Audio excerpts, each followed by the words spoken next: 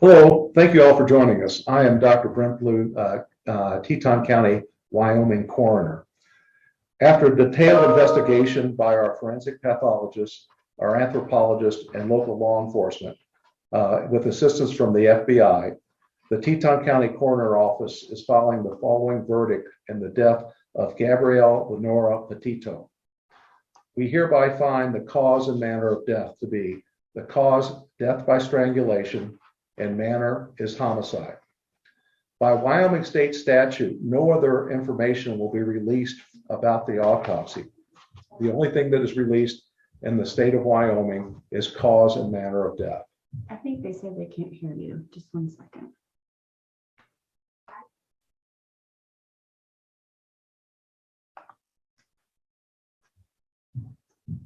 Go ahead. Should I start over then? Sure. Thank you for joining us. Sorry about the audio issue. I'm Dr. Brent Blue, Teton County, Wyoming coroner. After a detailed investigation by our forensic pathologist, our anthropologist, and local law enforcement, with assistance from the FBI, the Teton County Coroner's Office is filing the following verdict. In the manner of death of Gabrielle Lenora Petito, we find the cause and manner to be cause, death by strangulation, and manner is homicide.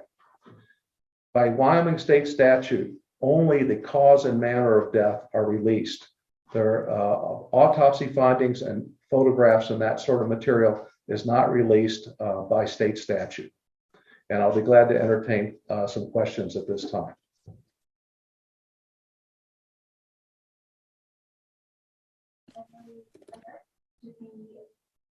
Hi, Brent. This is Alex with the News and Guide. Could you hear me? Yes. I'm curious whether you're able to pinpoint a date of death and when, and if you know whether or when Gabby's remains will be returned to her family. The remains have been returned to the mortuary here, and the mortuary is dealing with the family at this time as far as the disposition of the remains. As far as the time of death, we are estimating 3 to 4 weeks from the time that the body was found. That is actually determined more by law enforcement folks than our office.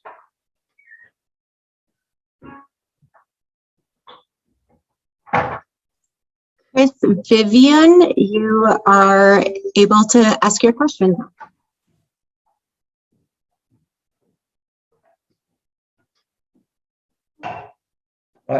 What's the question? I didn't hear a question.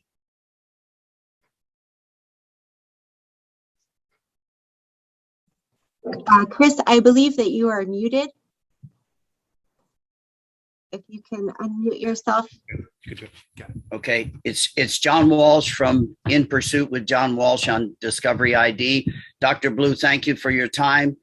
I think everybody in the world believes that Brian Laundrie killed Gabby. With your extensive work on the body, are you sure that it's Brian Laundrie? And will the FBI issue a nationwide homicide warrant now that they know the cause of death? We are only tasked with the determination of cause and manner of death. Who committed the homicide is up to law enforcement, and I cannot answer the question about the FBI. You would have to contact them.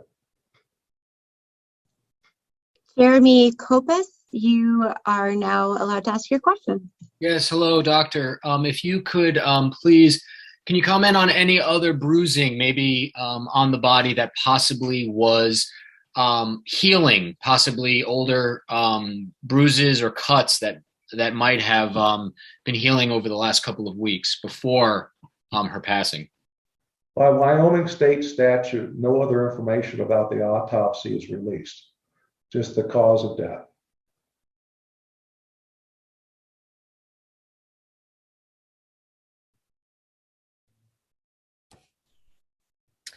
Hi there, this is Heather Lee, a reporter at ABC Action News in Tampa, Florida. I just wanted to know if you could explain why it took about a month for this process to finish. I think a lot of people were hoping that they would learn this information sooner. So I just think if you could just explain the process and why it took a month.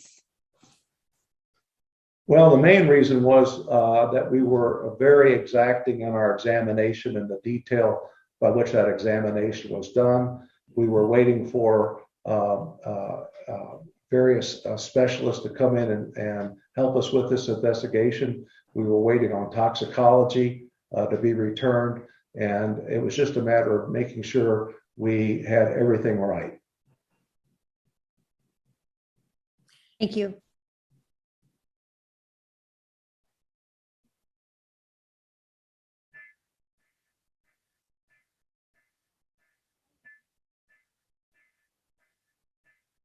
Is there another question? Brian Enton. I believe you're unmuted right now.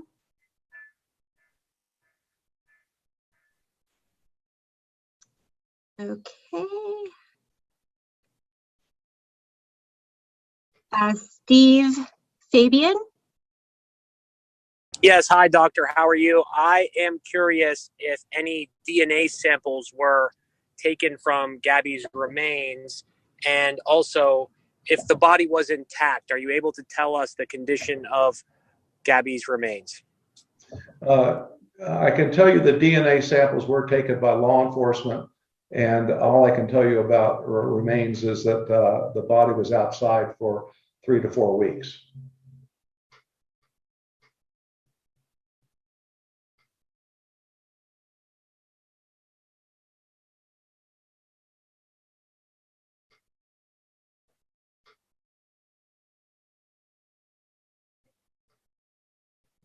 Chris Vivian, do you have your hand up? Was that a question? I didn't hear the question there. Question. Dr. Blue? Yes. It's John Walsh again from In Pursuit with John Walsh. You will probably be the most important witness at the trial. And I asked you before how confident you feel that Brian Laundrie, and they use the semantics. He was a person of interest. I'm old school. He was the only suspect ever. And I just wonder, you're going to be the most important guy at the trial, probably. Do you have any doubts it's Brian Laundrie? I can't make any comment about any suspects because we are not involved in that part of the investigation. We are only involved in the investigation of the body of the deceased. So who committed the homicide is really to be determined by law enforcement. Right, but I thank you for your hard work. And I always say in so many cases I've been involved in, let the pathologist and the coroner do their work no matter how long it takes. So I think you've probably done a really good job on this case. Thank you for your time.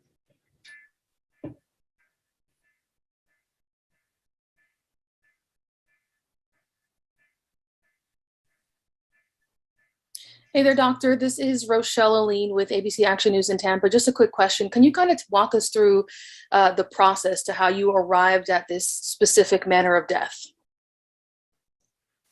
In the state of Wyoming, there are 4 possibilities for the manner of death. They are homicide, suicide, accident, and natural.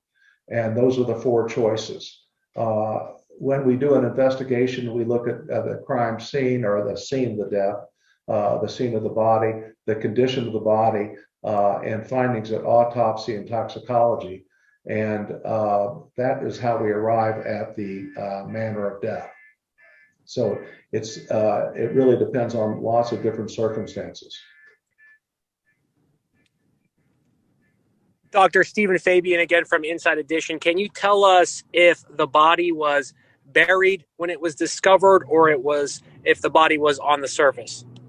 I can't tell you that. That's would be something you'd have to ask the FBI because we're not allowed to release that information.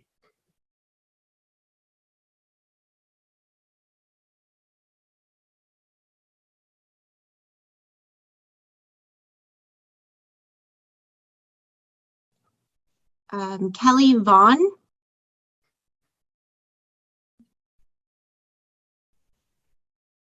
Do you have a question, Kelly Vaughn?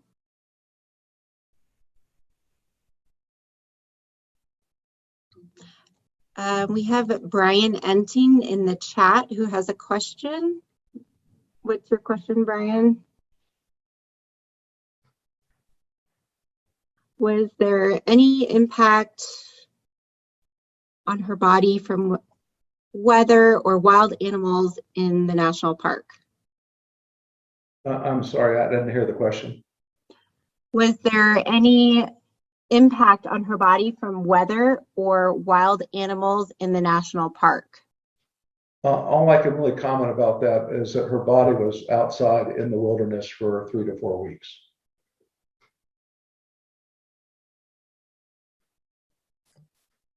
KSL assignment, you were unmuted.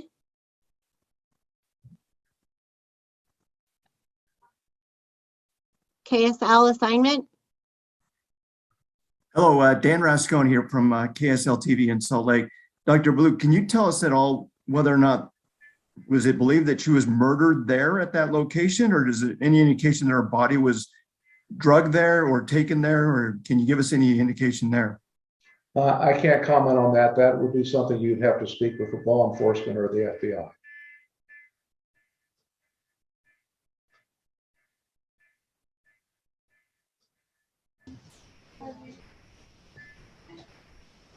Matthew Sella. Matthew Sella, do you have a question? Hey, Dr. Blue. It's actually Jimmy from dailymail.com in New York here. What were the results of the toxicology report? And is there any suggestion that Gabby had any drugs in her system? And if so, what were they? The results of the toxicology are not public knowledge by Wyoming statute, so I can't comment about that. Thank you. We have a question from the chat. Was Gabby Petito pregnant? She was not pregnant.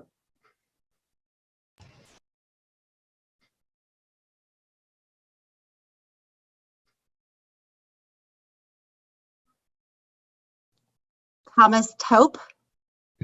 Hi, doctor.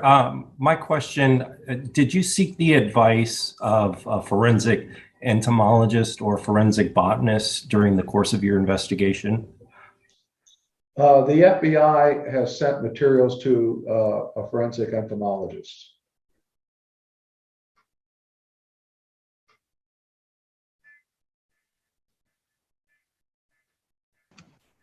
WPBF 25 News. Hi, doctor. This is Terry Parker from WPBF in Palm Beach County, Florida. I'm wondering if you said you were very thorough in this autopsy and examination. Could you give us an example of the type of test and analysis you performed?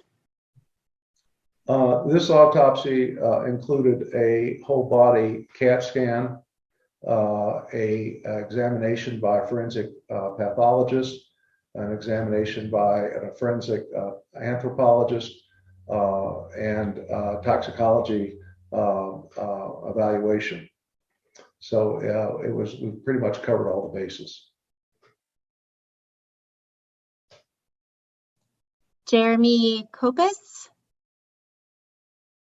Yes, doctor, thank you for taking the question again. You mentioned that strangulation is the cause of death. Can you talk about how you came to that conclusion? I cannot. That is part of the autopsy findings and is not discoverable by Wyoming statute. Was there any other cause of death that was a possibility in this case? Well, we look at all causes, all possibilities when we try to determine cause of death, but this is the cause of death that we determined. I have a question from chat. It is, was the manner of death obvious? Strangulation marks, bones, injured neck.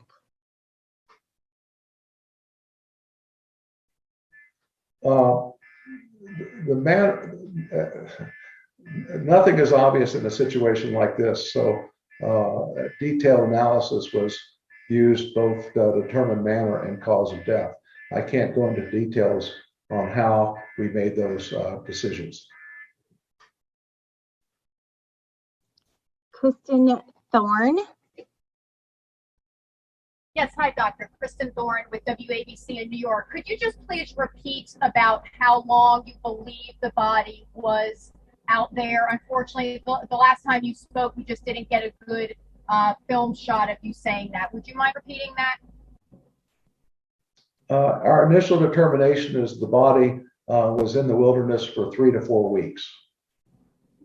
Thank you.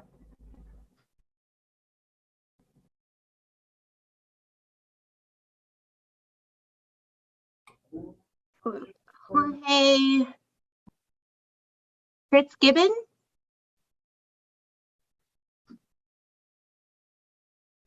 You have to unmute. I believe you're still muted. Sorry about that. Good afternoon, Dr. Blue. Relating back to the date of death, is there a date listed on the death certificate?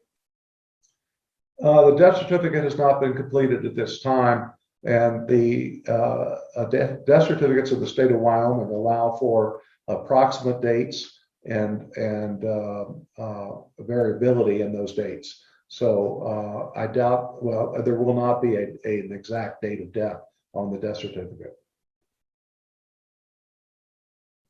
Eileen with News 12. Hi, doctor. This is Eileen LaPalmer from News 12. We sort of asked it a little bit, but is there a way that you can explain how you know that it was strangulation? Sometimes I know that a hyoid bone could be missing. Is that something that you discovered in this case? I can't comment on that because it would be a finding of the autopsy. And as I stated before, in the state of Wyoming, the autopsy results are not public knowledge. So then you can't clarify whether it was manual strangulation or with an item, correct? That's correct.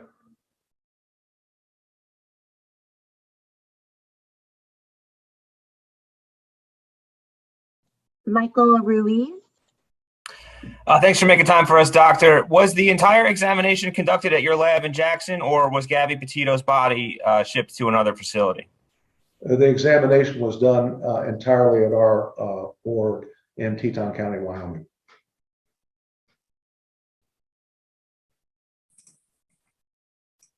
Anna Gregorio. Gregorio. It's actually Ashley Banfield with News Nation.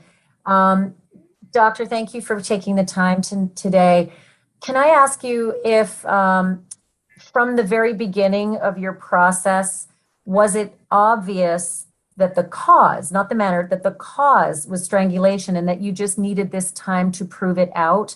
Or were you completely unaware from the beginning what the cause of death was for Gabby Petito and had to resolve through a number of puzzle-solving manners and other experts to arrive at that final cause determination? In a situation like this, nothing is obvious. And so the cause of death required investigation.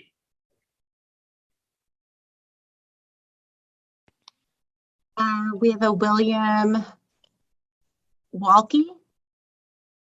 Hey there, Dr. Blue. My name is Will. I'm from KHOL Jacksonville Community Radio here in Jackson. You're a small town coroner here in Western Wyoming. This case got so much national attention, as we can see right now. Can you speak on what it was like doing your job with such a big spotlight on you? Thanks. Well, it was quite the media circus and continues to be. Unfortunately, this is only one of many deaths around the country of people who are involved in domestic violence.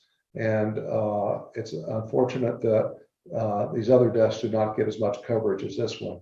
I'm assuming that because the deceased was a blogger, that this received more coverage than others. But there are a lot of both men and women who have lost their lives that aren't covered with this kind of media attention.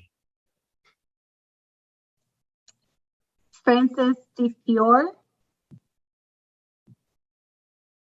Yes, hello. This is Francis DeFiore from the Port Charlotte Sun. I just want to go back to my previous question, although I imagine your response.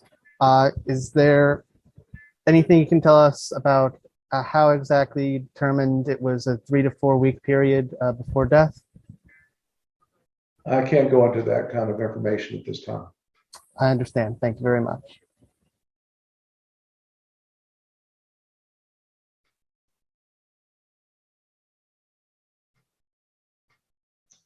Why don't we We take have- one more question then?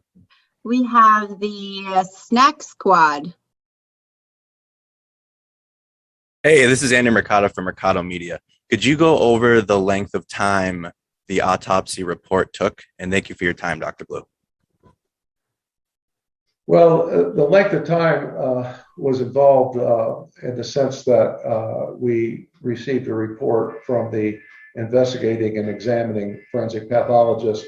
We had a report done by our anthropologist, and we had toxicology studies that were done in addition to the report from the radiologic studies. So all these came together, and that's what took time for us to complete this investigation.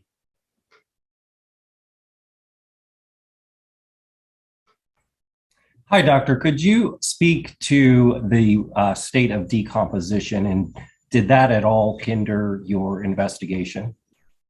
Yeah, I can't comment on that.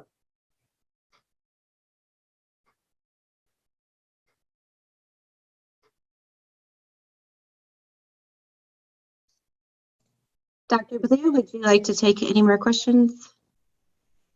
Unless there's other specific questions that haven't been answered already, why don't we close this? And thank you all very much for your participation. And I can tell you that I will not be answering any other detailed questions about the autopsy. As I said, state statute prevents us from doing that. So contacting me by email and phone is not going to reveal any additional information. But thank you for your time, and I appreciate your interest. Dr. Blue, I have one more question. Is there a way to determine if this was accidental or deliberate? You mean in the sense of a homicide? Yes.